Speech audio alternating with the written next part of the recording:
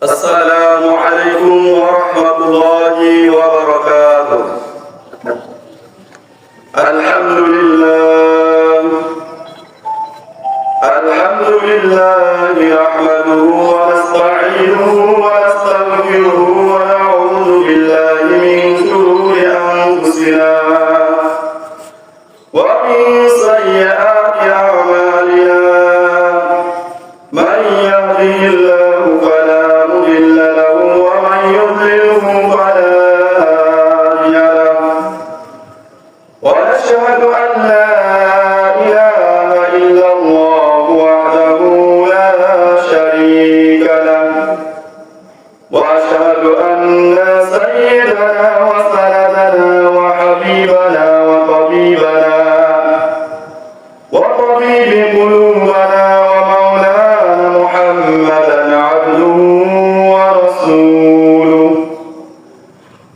أرسله بالحق بشيرا ونذيرا وداعيا إلى الله بإذنه وسراجا وقمرا منيرا. أما بعد قال الله تعالى في كلامه المجيد والفرقانه الحميد. بسم الله الرحمن الرحيم. قل إن صلاتي ونسكي ومحياي ومماتي لله رب العالمين. قال النبي صلى الله عليه وسلم: أحب البلاد إلى الله مساجدها وأبغض البلاد إلى الله أسواقها، أو كما قال عليه الصلاة والسلام. إن الله وملائكته يصلون على النبي يا أيها الذين آمنوا صلوا عليه وسلموا تسليما. شكرا لله. اللهم صل على محمد وعلى آل محمد كما صليت على إبراهيم وعلى آل إبراهيم إنك حميد مجيد. اللهم بارك على محمد وعلى آل محمد كما باركت على إبراهيم وعلى آل إبراهيم إنك حميد مجيد. أستغفر الله الذي لا إله إلا هو الحي القيوم وأتوب إليه. أستغفر الله الذي لا إله إلا هو الحي القيوم وأتوب إليه. أستغفر الله الذي لا إله إلا هو الحي القيوم وأتوب إليه. ولا حول ولا قوة إلا بالله العلي العظيم. الله أكبر الله أكبر. لا إله إلا الله والله أكبر الله أكبر ولله الحمد. আলহামদুলিল্লাহ, আল্লাহ তাআলার প্রশংসা যিনি আমাদেরকে আজ পবিত্র ঈদুল আজহার দিনে সমস্ত বিপদ আপদ বালা মুসিবত রোগ ব্যাধি ফিতনা ফাসাদ থেকে হেফাজত করে আল্লাহ তাআলা আমাদেরকে পবিত্র ঈদুল আজহার নামাজ খেলাবাদ ঐতিহ্যবাহী কেন্দ্রীয় ঈদগাহ মাঠে জামাতের সহিত আদায় করার জন্য আসার এবং বসার তৌফিক দান করছেন। এর জন্য সকলে দিল থেকে শুকরিয়া আদায় করি, বলি আলহামদুলিল্লাহ। আল্লাহ তাআলা কত বড় দয়াবান মেহেরবান। বর্তমান আকাশের অবস্থা খুবই খারাপ। গত কয়েকদিন থেকে অনর্গল রাত দিন বৃষ্টি হচ্ছে, কিন্তু আল্লাহ তাআলার আমরা শুকরিয়া আদায় করতেছি যে আল্লাহ তাআলা গতকাল সকাল থেকে শুরু করে এখন পর্যন্ত আলহামদুলিল্লাহ আকাশের অবস্থা অনেকটাই অনুকূলে আছে এবং এখন পর্যন্ত আকাশ আমাদের জন্য শান্ত অবস্থায় আছে। আল্লাহ তাআলার দয়া এবং আজকে ঈদের জামাত আদায় করা পর্যন্ত এবং কোরবানি সকলে করা পর্যন্ত আকাশ আল্লাহ তাআলা ভালো রাখবেন, আমরা আল্লাহ তাআলার কাছে এই আশা রাখি। কারণ আল্লাহ তাআলার শুকরিয়া বেশি বেশি আদায় করলে আল্লাহ তাআলা বলেন লা ইন শাকারতুম লা আযীদান্নাকুম ওয়া লা ইন কাফারতুম ইল্লা আযাবি শাদীদ।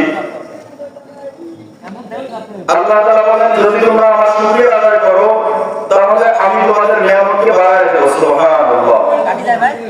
আর যদি তোমরা আমার নিয়ামতের নাশকর আদায় করো, যে অবস্থায় আছি সেই অবস্থায় যদি তোমরা আমার শুকরিয়া আদায় না করো তাহলে আমি তোমাদের থেকে এই নিয়ামতটাকে ছিনিয়ে নিব এবং তোমাদেরকে আমি শক্ত আযাবে গ্রেফতার করব। নাউযুবিল্লাহ। তো আল্লাহ তাআলা আমাদেরকে এখন পর্যন্ত যে অবস্থায় আছে আলহামদুলিল্লাহ, আল্লাহ তাআলা যাকে শুকর সুজুদ, যে অবস্থার মধ্যে আছি এই অবস্থার মধ্যে থাকলেও অনেক সুন্দরভাবে আরামদায়কভাবে আমরা আজকে ঈদের জামাত অনুষ্ঠিত করতে পারবো ইনশাআল্লাহ। তাই আমরা বেশি থেকে বেশি আল্লাহ তাআলার শুকরিয়া আদায় করি এবং এখন পর্যন্ত যারা আমরা এদিক সেদিক ঘোরাফেরা করতেছি আমরা অতি দ্রুত ঈদগাহ মাঠে চলে আসি, কারণ যেহেতু পূর্ব ঘোষিত সময় নির্ধারিত সময়ে আজকে ঈদের জামাত অনুষ্ঠিত হবে ইনশাআল্লাহ। তো এখন আমরা জানবো ঈদের দিনে, ঈদুল আজহার দিনে ঈদের জামাতে আসার আগ পর্যন্ত এবং ঈদের নামাজ আদায় করে যাওয়া পর্যন্ত, কোরবানি করা পর্যন্ত আমাদের মধ্যে যে সুন্নতগুলি আছে সেই সুন্নতগুলি সম্পর্কে আমরা এখন জানবো এবং সেই অনুযায়ী আমরা আমল করার চেষ্টা করবো ইনশাআল্লাহ। তার আগে আমরা জেনে নেই আজকে যেহেতু পবিত্র ঈদুল আজহার দিন এবং কোরবানির দিন, তো আমাদের কোরবানিটা কিরকম হওয়া চাই, আমাদের ইবাদত কিরকম হওয়া চাই, আমাদের জীবন মৃত্যু কার জন্য হওয়া চাই, এই ব্যাপারে আমরা কি জানতে পারি এটা আমরা আগে জানি, এরপরে সুন্নতগুলো সম্পর্কে আলোচনা করবো ইনশাআল্লাহ। قل إن صلاتي ونسكي ومحياي ومماتي لله رب العالمين। আমার নামাজ, আমার কোরবানি, আমার জীবন, আমার মৃত্যু লিল্লাহি রাব্বিল আলামিন, একমাত্র সেই মহান মালিকের যিনি বিশ্ব জাহানের প্রতিপালক। সুবহানাল্লাহ। অর্থাৎ আমাদের যে নামাজ আমরা আদায় করি, ইবাদত করি, এই ইবাদতটাও হওয়া চাই একমাত্র আল্লাহর জন্য এবং আমরা যে কোরবানি করব, যে ত্যাগ করব, এই কোরবানিটাও হওয়া চাই একমাত্র আল্লাহর জন্য, আল্লাহকে রাজি করার জন্য। কত টাকা দিয়ে কত বড় গরু দিলাম, কতগুলো গরু কোরবানি করলাম, কতজন মানুষকে দান করলাম, এসব দেখানো নয়, লৌকিকতা নয়, মানুষ বড় বলবে এর জন্য নয়, বরং ছোট গরু, ছোট পশু, ছোট ছাগল বা উট যাই কোরবানি করি এটা খালেস একমাত্র আল্লাহর জন্যই হওয়া চাই এবং এই কোরবানির মধ্যে আল্লাহ এবং আল্লাহ রাসূলের পক্ষ থেকে যে নির্দেশনা আছে নিজে খাওয়ার, গরিব মিসকিনকে, দরিদ্রদেরকে খাওয়ানো দেওয়ার এবং আত্মীয় স্বজন প্রতিবেশী তাদেরকে উপহার দেওয়া, এই দিকগুলো আমরা অবশ্যই খেয়াল রাখবো এবং যথাযথভাবে এই কোরবানির গোশত বন্টন করার চেষ্টা করবো ইনশাআল্লাহ। সর্বোপরি আমাদের এই হায়াত, আল্লাহ তাআলা আমাদেরকে যে হায়াত দান করেছেন, ছোট থেকে যখন দুর্বল ছিলাম সেই দুর্বলতা থেকে আল্লাহ তাআলা শক্তি দান করছেন, ক্ষমতা দান করছেন, আল্লাহ তাআলা যৌবন দান করছেন, চলার শক্তি দিয়েছেন, কথা বলার শক্তি দিয়েছেন, সমাজের মধ্যে দাঁড়ানোর মতো, নিজেকে প্রতিষ্ঠিত হওয়ার মতো, নিজের মান মর্যাদা বৃদ্ধির মতো যে সম্মান তৌফিক আল্লাহ তাআলা দিয়েছেন, এই জীবনের প্রত্যেকটা মুহূর্ত, প্রত্যেকটা কাজ একমাত্র আল্লাহর জন্য হওয়া চাই এবং আমাদের এই জীবনটাকে কোরআন সুন্নাহ মোতাবেক পরিচালিত করে আমাদের এই দুনিয়ার বিনিময়ে আমাদের আখিরাতে আল্লাহ তাআলার কাছ থেকে নাজাত পাওয়া, আল্লাহ তাআলার কাছ থেকে ডান হাতে আমলনামা নিয়ে জান্নাতের অধিবাসী হওয়ার জন্য আমাদেরকে দুনিয়ার এই হায়াতকে আল্লাহর জন্য ব্যয় করতে হবে। এরপর আমার যে মৃত্যুটা হবে এই মৃত্যুটাও আল্লাহর জন্যই হবে। এই মৃত্যুটা আমি যদি ঘরেও আমার হয় এবং সেটা যদি আল্লাহর হুকুম আদায় করার পর, রাসূলের সুন্নাত তরিকা মতো জানার পরে যদি আমার মৃত্যুটা হয়, তবে এই মৃত্যুটা আমার আল্লাহর জন্য হবে, আল্লাহর জন্যই, আল্লাহর পথে হবে এবং আল্লাহর দ্বীনের জন্য, আল্লাহর দ্বীনকে প্রতিষ্ঠা করার জন্য সমস্ত বাতিল কুফরকে দূর করার জন্য যখন ইসলামের উপর কোনো আঘাত আসে, কোরআন হাদিসের উপর আঘাত আসে, আল্লাহ রাসূলকে নিয়ে কটূক্তি করা হয়, তখনই আমার সামর্থ্য অনুযায়ী আমার এই জীবন দিয়ে হলেও আল্লাহর আইনকে প্রতিষ্ঠা করার জন্য, ইসলামের বিরোধীদের দাঁত ভাঙা জবাব দেওয়ার জন্য আমার জানকে বিলীন করে দিয়ে হলেও আল্লাহর দ্বীনের জন্য আমাকে এই জীবনকে ব্যয় করতে হবে। তাহলে আল্লাহ তাআলা বলেন, কুল ইন্না সালাতি ওয়া নুসুকি ওয়া মাহইয়ায়া ওয়া মামাতি লিল্লাহি রাব্বিল আলামিন, আমার নামাজ, আমার কুরবানি, আমার জীবন, আমার মৃত্যু, এই সব কিছু সেই মহান মালিকের জন্য হওয়া চাই। আমরা সকলেই চেষ্টা করবো ইনশাআল্লাহ। আজ যেহেতু পবিত্র ঈদুল আযহার দিন, তাই আজকে আমাদের কিছু সুন্নত পালন করা দরকার। সুন্নত মেনে আমাদেরকে ঈদগাহে আসা দরকার। যে সুন্নতের প্রথম যে সুন্নতটা হচ্ছে, তা হচ্ছে ঈদের দিন প্রত্যুষে ঘুম থেকে ওঠা। অর্থাৎ যখনই ফজরের আযান হয়ে যায়, সঙ্গে সঙ্গে ঘুম থেকে উঠে আমরা আগে ওযু ইস্তেনজা থেকে ফারিগ হয়ে ফজরের নামাজ আদায় করে নিব। এরপরে আমরা বাসায় ফিরে গিয়ে দ্রুত গোসল করে নিব, মেসওয়াক করে নিব, ওযু করব, গোসল করব। এরপর আমরা আমাদের যে উত্তম পোশাক আছে, নতুন পোশাক নয় বরং উত্তম পোশাক, অর্থাৎ আপনার কাছে 3, 4, 5টা বা 1টা 2টা যতটাই পোশাক থাকবে কেন, এই পোশাকের মধ্যে যদি আপনার এই পোশাকগুলোর মধ্যে যেটা সব থেকে বেশি সুন্দর, যে পোশাকটা সব থেকে বেশি ভালো, যে পোশাকটা সব থেকে বেশি মার্জিত, এই পোশাকটা আমরা পরে নিব। যদি নতুন হয় তো নতুন, আর যদি নতুন না থেকে পুরাতন হয় এবং পুরাতনের মধ্যে যে পোশাকটা সব থেকে ভালো উত্তম, সেই পোশাকটা পরিধান করব। এরপর আমরা আতর বা সুগন্ধি ব্যবহার করব। এরপর আমরা যাদের সঙ্গে রাস্তায় আসতে দেখা হয় তাদের সঙ্গে সৌহার্দ্য বিনিময় করব এবং তাদেরকে আমরা ঈদের দিনে এটা বলবো, তাকাব্বালাল্লাহু মিন্না ওয়া মিনকুম, আল্লাহ তাআলা আপনার এবং আমার আমলগুলিকে কবুল করে নিন। রমজানে যখন আমরা এটা বলি, তখন রমজান মাস আমরা দীর্ঘ 1 মাস সিয়াম সাধনার পর আমরা যে কষ্ট করছি, যে ইবাদত করছি, এই ইবাদতগুলো যেন আল্লাহ তাআলা কবুল করে, এজন্য হবে। আর আমরা ঈদুল আযহায় যদি এই দোয়া পড়ি, তো এর দ্বারা বোঝানো হচ্ছে যে আমরা এই যে গত 10 দিন পর্যন্ত, 9 দিন পর্যন্ত যে রোজা আদায় করছি, নামাজ আদায় করছি, কোরআন তেলাওয়াত করছি, জিকির করছি, তওবা ইস্তেগফার করছি, যত ইবাদত করছি এবং পশু ক্রয়ের জন্য, পশু কোরবানির জন্য যে কষ্ট করছি, হাটে গেছি, ঘুরছিলাম, অনেকে অনেক কষ্ট পাইছে, অনেকে আঘাত পাইছে, তো এই যে ইবাদতগুলো আমরা আল্লাহর জন্য করছি, এই ইবাদতগুলো আল্লাহ তাআলা যেন আমাদের কবুল করে নেন, এটার দোয়া হচ্ছে তাকাব্বালাল্লাহু মিন্না ওয়া মিনকুম। সুতরাং যখন যার সঙ্গে দেখা হয় আমরা এই দোয়াটা করবো ইনশাআল্লাহ। যিনি দেখা হবে সেও বলবে, যার সঙ্গে দেখা হবে তিনি উত্তরে এই দোয়াই বলবো ইনশাআল্লাহ, এবং সালাম মুস্তাফা করতে পারি। এরপর আমরা ঈদগাহে পায়ে হেঁটে আসার চেষ্টা করব। যানবাহনে না আসে পায়ে হেঁটে ঈদগাহে আসবো এবং ঈদগাহে আসার সময় আমরা তাকবীর পাঠ করতে করতে আসবো, উচ্চ স্বরে তাকবীর পাঠ করবো। আল্লাহু আকবার, আল্লাহু আকবার, লা ইলাহা ইল্লাল্লাহ, আল্লাহু আকবার, আল্লাহু আকবার, ওয়া লিল্লাহিল হামদ। আল্লাহু আকবার, আল্লাহু আকবার, লা ইলাহা ইল্লাল্লাহ, আল্লাহু আকবার, আল্লাহু আকবার, ওয়া লিল্লাহিল হামদ। এই তাকবীর পাঠ করতে করতে আমরা ঈদগাহের দিকে আসবো এবং ঈদগাহে আমরা নামাজ আদায় করবো। অবশ্যই যদি কোনো অসুবিধার কারণে, যদি বৃষ্টির কারণে অথবা অন্য কোনো দুর্যোগের কারণে ঈদগাহ মাঠে আসা সম্ভব না হয় বা ঈদগাহে নামাজ আদায় করা সম্ভব না হয়, সেই ক্ষেত্রে অবশ্যই আমরা ঈদগাহ আসবো এবং ঈদগাহে নামাজ আদায় করবো। এটা সুন্নতের মধ্যে একটা সুন্নত। সুতরাং যেহেতু আজকে আকাশ অবস্থা এখন পর্যন্ত ভালো আছে, এখন পর্যন্ত আল্লাহ তাআলা আমাদের জন্য সুন্দর একটা ওয়েদার রাখছেন, সুতরাং আমরা এখনো যারা এদিকে ঘোরাফেরা করতেছি অতি দ্রুত আমরা ঈদগাহ মাঠে আসার জন্য চেষ্টা করি ইনশাআল্লাহ। সুতরাং আমরা অবশ্যই এই অবস্থা যদি থাকে ইনশাআল্লাহ ঈদগাহ মাঠে জামাত অনুষ্ঠিত হবে, তাই আপনারা অতি দ্রুত ঈদগাহ মাঠের দিকে চলে আসুন।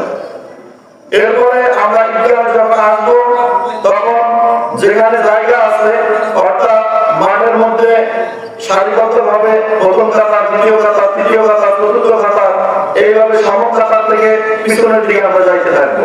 সামনে যে জায়গার মধ্যে ফাঁকা আছে সেই জায়গার মধ্যে আমরা বসে যাব এবং সামনের কাতার যখন পূরণ হবে তখন পিছনের কাতারে বসবো। এরপর যখন ঈদের নামাজ শুরু হবে নামাজ আদায় করবো। এরপর নামাজ শেষ করে আমরা একটা কাজ করি, সেটা আজকে অনেকেই খুতবা না শুনে ভুলে যায়। এই কাজটা আমরা মোটেই করবো না। আমরা অবশ্যই ঈদের নামাজ শেষ করে অবশ্যই যতক্ষণ পর্যন্ত খুতবা শেষ না হয় ততক্ষণ পর্যন্ত আমরা অবশ্যই বসে থাকবো, কেউ উঠবো না। এরপর খুতবা শেষ হবে, এরপর সকল মিলে দোয়া হবে, আমরা দোয়া শরীক হব। এরপর আমরা আসবো যে রাস্তা দিয়ে, ফিরে যাওয়ার সময় অন্য রাস্তা দিয়ে যাওয়ার চেষ্টা করবো। কারণ এক রাস্তা দিয়ে আসা আর এক রাস্তা দিয়ে যাওয়া এটাও রাসূল সাল্লাল্লাহু আলাইহি ওয়াসাল্লামের সুন্নাত। কারণ রাসূল সাল্লাল্লাহু আলাইহি ওয়াসাল্লাম যখন ঈদগাহে আসতেন তখন কামারদের রাস্তা দিয়ে আসতেন, আর যখন ফিরে যাইতেন তখন মুসলিমের রাস্তা দিয়ে ফিরে যাইতেন। সুতরাং এটা একটা সুন্নাত। আমরা যে রাস্তা দিয়ে আসছি আমরা যাওয়ার সময় অন্য রাস্তা দিয়ে যাব। এরপর আমরা ফিরে যাওয়ার পরে আমাদের প্রথম যে কাজ তা হচ্ছে কোরবানি আদায় করা। এবং কোরবানির দিনের যে সুন্নাত আছে তার মধ্যে আরেকটা সুন্নাত হচ্ছে যে আমরা যারা কোরবানি করব এবং কোরবানি করব না, অর্থাৎ যাদের উপর কোরবানি ওয়াজিব হয়েছে এবং যাদের উপর কোরবানি ওয়াজিব হয় নাই, আমরা প্রত্যেকে আজকে ঈদগাহে আসার সময় কোনো কিছু খেয়ে আসবো না। ঈদুল ফিতরের দিন ঈদগাহে আসার আগে মিষ্টি জাতীয় জিনিস খাওয়া, চাই সেটা খেজুর হোক, চাই সেটা মিষ্টি হোক, চাই সেটা সেমাই হোক, মিষ্টি জাতীয় জিনিস খেয়ে ঈদগাহে আসা সুন্নাত। আর ঈদুল আজহার দিন, কোরবানি ঈদের দিন কোনো কিছু না খেয়ে আসা সুন্নাত। সুতরাং আমরা যারা কোরবানি করব এবং কোরবানি করব না সকলেই না খেয়ে আসার চেষ্টা করি ইনশাআল্লাহ।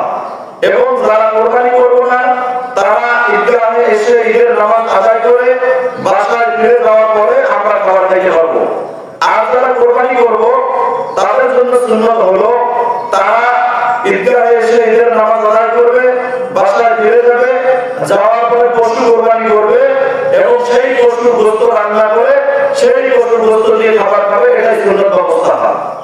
যদিও এতক্ষণ পর্যন্ত কেউ অপেক্ষা করতে না পারে যে পশু জবাই হবে, গোশত কাটা হবে, ভাগাভাগি হবে, এরপর রান্না করবো, এতে সময় অনেকক্ষণ হয়ে যাবে। আসলে চেষ্টা করলে নিয়ত করলে থাকা সম্ভব।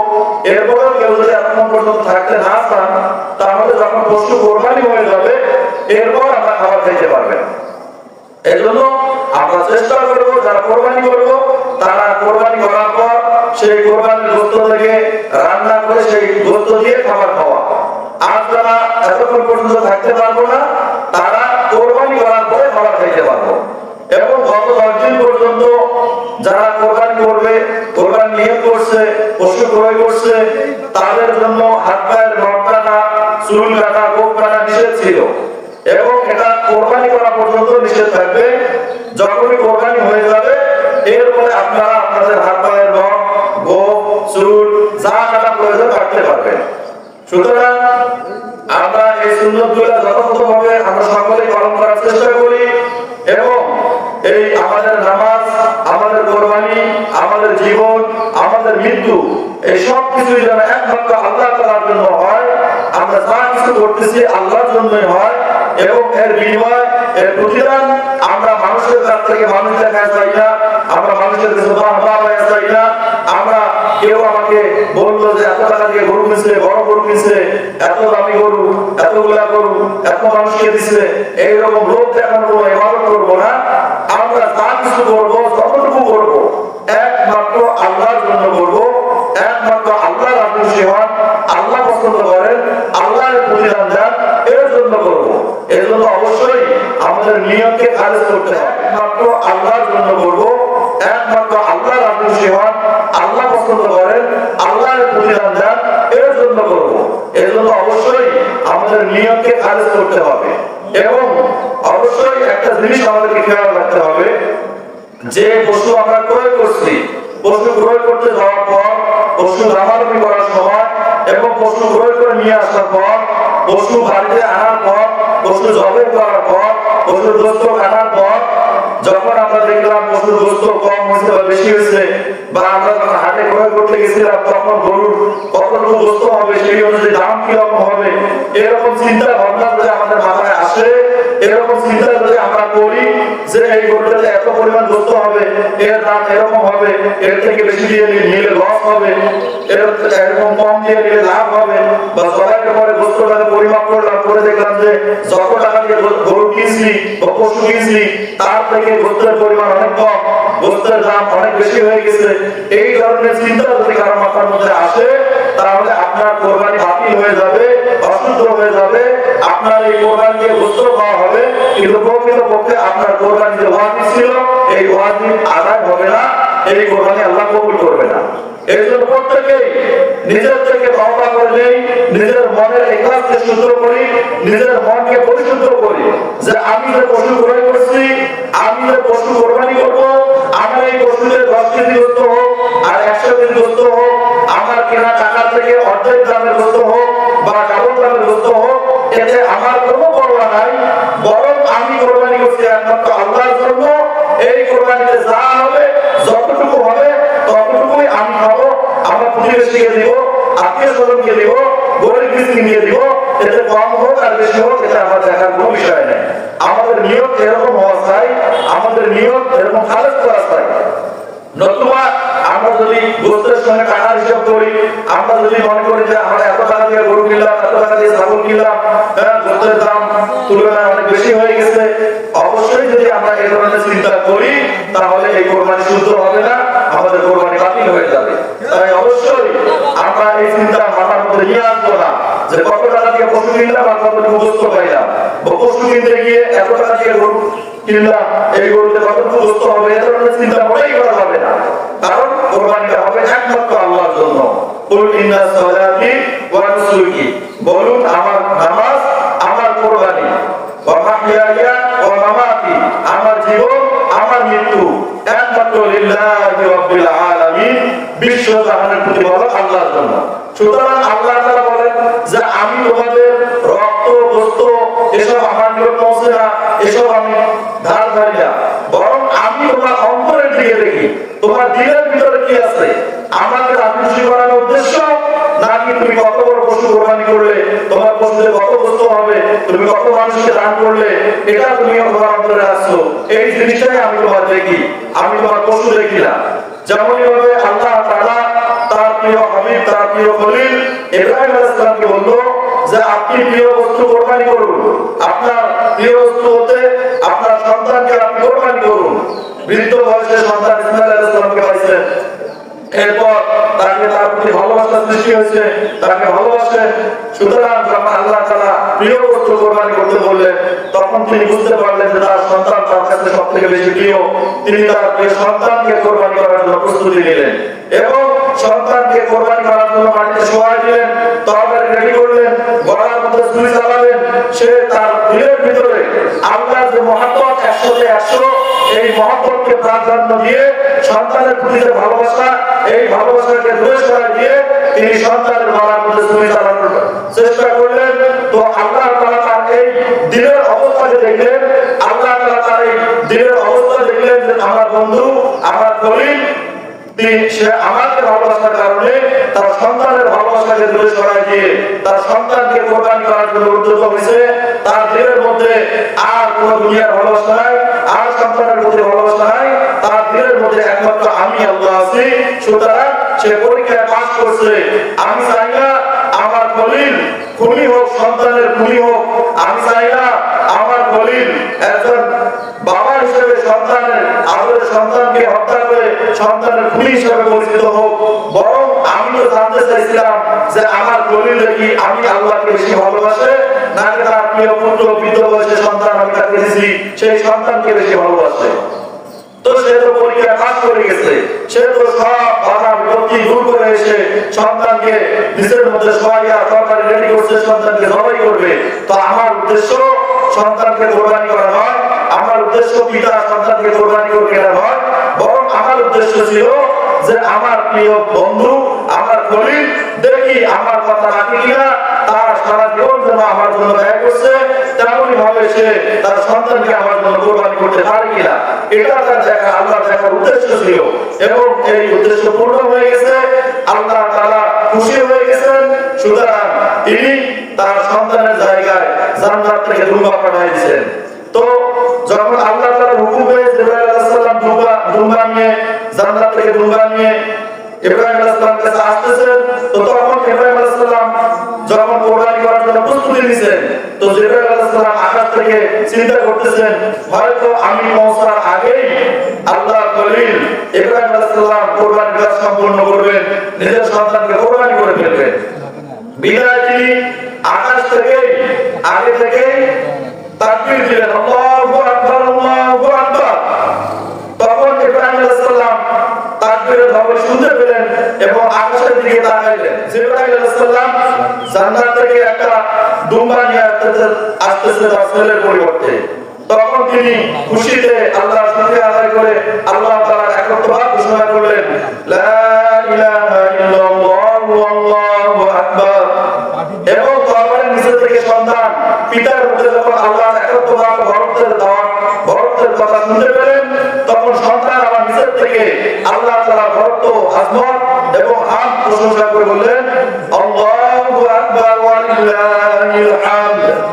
তো এই তিনজন, একজন ফেরেশতা, একজন নবী, একজন ভাবী নবী, এই তিনজনের মুখে উচ্চারিত এই তাকবীর, এই একত্ববাদের ঘোষণা এবং প্রশংসা আল্লাহ তাআলা এতটাই পছন্দ করলেন, আল্লাহ তাআলা এতটাই খুশি হলেন যে এই তাকবীর কিয়ামত পর্যন্ত মিল্লাতে আবিকুম ইব্রাহিম, ইব্রাহিম আলাইহিস সালামের মিল্লাতের সমস্ত অনুসারী এবং মুহাম্মদ রাসূলুল্লাহ সাল্লাল্লাহু আলাইহি ওয়াসাল্লামের উম্মত কিয়ামত পর্যন্ত যতদিন পর্যন্ত আসবে ততদিন পর্যন্ত সকলের মুখে এই তাকবীর উচ্চারিত হবে।